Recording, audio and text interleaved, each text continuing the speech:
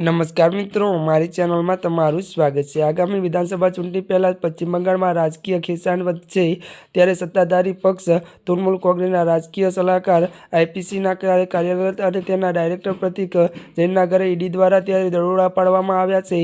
एक दिवस बाद पश्चिम बंगालना मुख्यमंत्री ममता बेनर्जीए शुक्रवारे कोलकातामां दरोड़ा विरुद्ध एक रेलीनुं आयोजन कर्युं हतुं।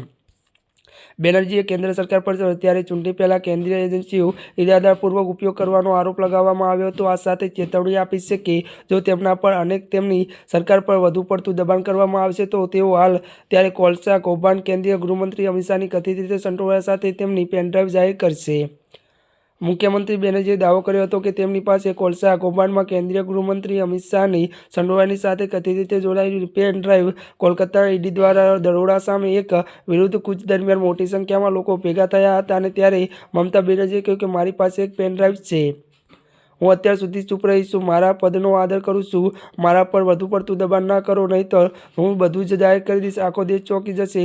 ममता बेनर्जीए कह्युं के दिल्ली में भाजपना वरिष्ठ नेताओ कोलसा कौभांडने पैसा मळ्या छे अने जो जरूर पड़े तो तेनी जनता समक्ष पुरावा रजू करीश।